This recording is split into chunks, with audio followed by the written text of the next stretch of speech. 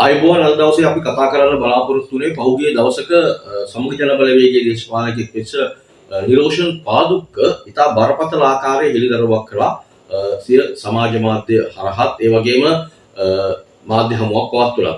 අපි බලන් හිටියා මේ හෙළිදරව්ව සම්බන්ධයෙන් ලංකාවේ විද්‍යුත් හා මුද්‍රිත මාධ්‍ය මේ සම්බන්ධයෙන් මේ හෙළිදරව්ව සම්බන්ධයෙන් රටට අනාවරණයක් කරයි කියලා.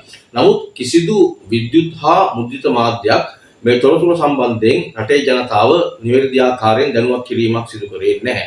ඒ නිසා අපි රටේ සමාජ ජාල පරිශීලනය කරන සමාජ ජාලත් එක්ක රැඳී සිටින ජනතාවට මේ නිරෝෂන් පාදුක්ක මහත්මයා කළ හෙළිදරව්ව ඒ ආකාරයෙන් ඉදිරිපත් කරන්න බලාපොරොත්තු වුණා. මොකද කියනවා නම් ශ්‍රී ලංකා රක්ෂණ සංස්ථාවේ මිලියන 16,000ක මුදලක් රක්ෂණ සංස්ථාවේ කිසිදු නිල අනුමැතියකින් තොරව ඒ වගේම රක්ෂණ හිමියන්ගේ අවසරයකින් තොරව අඩු පොලි අනුපාතයක් යටතේ භාණ්ඩාගාර බැඳුම් කර බිලියන 10ක් මිලදී ගැනීමෙන් රක්ෂණ සංස්ථාවට මේ වන විට ලක්ෂ 500ක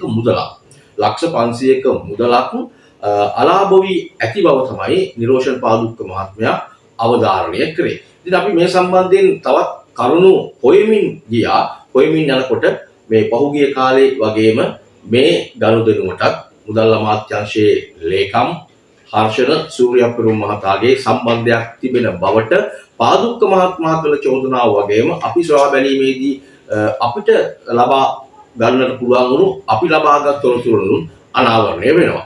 මේ දිනවල වෙළඳපොලේ භාණ්ඩාගාර බැඳුම් කර අලෙවි වන්නේ 10.12%ත් 10.15% වන පොලි අනුපාතයකට.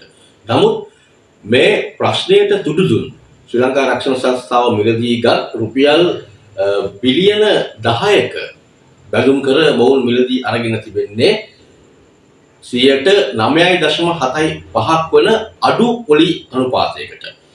අපි හිතමු තව ටික දවසකින් මේ බැඳුම් කර පොලි අනුපාතය 11.5% දක්වා වැඩි වුණොත් 11.5% දක්වා වැඩි වුණොත් රුපියල් මිලියන 2000ක අලාභයක් ශ්‍රී ලංකා රක්ෂණ සංස්ථාවට සිදු වෙනවා.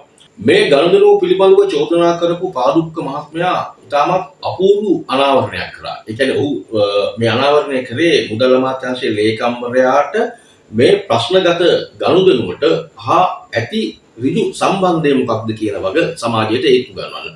ඔහු පැවසුවා හර්ෂණ සූර්යපුරුම මහත්මයා මුදල් අමාත්‍යාංශයේ ලේකම් බවට පත් වෙලා දවස් 7ක් සතියක් ඇතුළත ඔහුට හිතවත් පුද්ගලයෙකු රක්ෂණ සංස්ථාවේ අධ්‍යක්ෂක තනතුරට පත් කරනවා කියලා.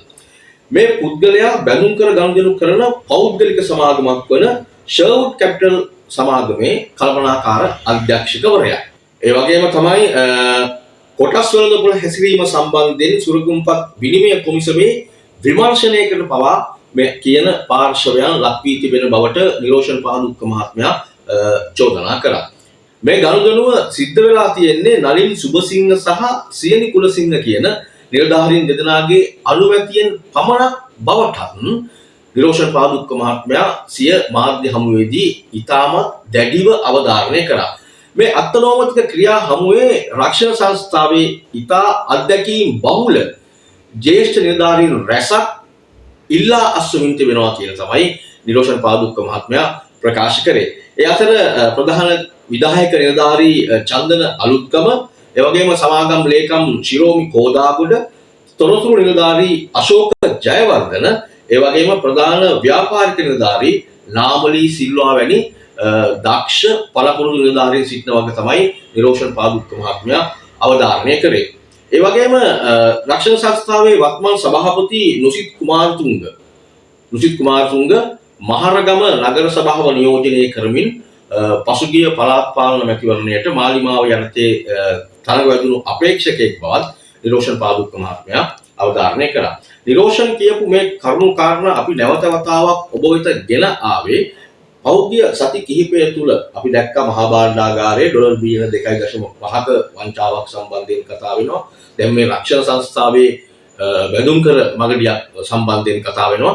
ඒ වගේම දැන් අද දවසේ වාර්තා වුණා e-passport ටෙන්ඩරේ සම්බන්ධිනුත් යම් කිසි ප්‍රශ්නකට තත්ත්වයක් උදා වෙලා තියෙනවා. ඒක යුරෝපා සංගමයට පවා යන තත්ත්වයක් තියෙනවා. එහෙම වුණොත් රටේ ආර්ථිකයට ඒ වගේම රටේ කීර්ති නාමයට විශාල ලෙසින් බලපාන නිසා තමයි අපි නිරෝෂන් පාලුක්ක මහත්මයා කතා කරපු චෝදනා කරපු මේ චෝදනාව ජනගත නොවුණු නිසා තමයි නැවත වතාවක් අපි ඔබ වෙත ගෙන ආවේ මෙය ජනගත කරන්න. දැන් අපි බැලුම් කර ගනුදෙනුව රක්ෂණ සංස්ථාවේ බැලුම් කර ගනුදෙනුව පස්කර තියලා පොඩ්ඩක් හැරෙමු.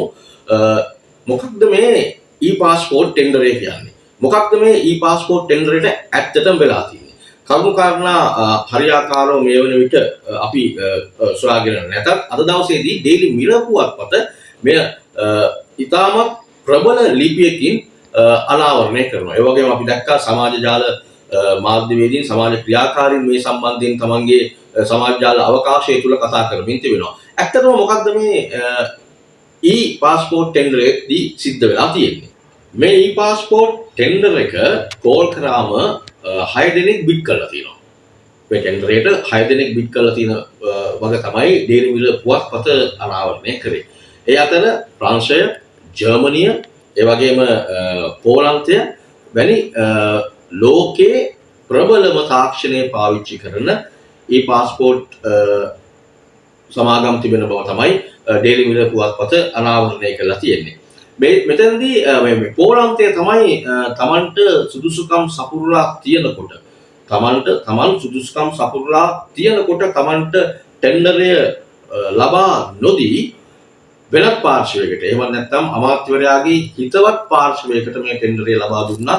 ඒ නිසා අපි යුරෝපා සංගමය වෙත පැමිණිලි කරනවා කියලා විදේශ අමාත්‍යවරයාට ලිපියක් යොමු කරලා තියෙන්නේ. පෝලන්ත සමාගම 100% PWPW කියන සමාගම 100%ක් පෝලන්ත රජයට අයිති සමාගමක්. ඔවුන් ටෙන්ඩරේ සියලු සුදුසුකම් සපුරලා තියෙද්දී අපි බලමු කාටද මේ ටෙන්ඩර් එක දීලා තියෙන්නේ කියලා. දැන් අපි බලමු එහෙනම් මේ ටෙන්ඩරය ලබා දීපු සමාගම මොකක්ද කියලා. මේ ටෙන්ඩරය ලබා දීලා තියෙන්නේ තේල්ස් DIS නැමැති ෆින්ලන්ත සමාගමට. මේ සමාගම අපිට අහලා පුරුදුයි. අපිට මීට කලින් අවස්ථාවක අහලා පුරුදුයි.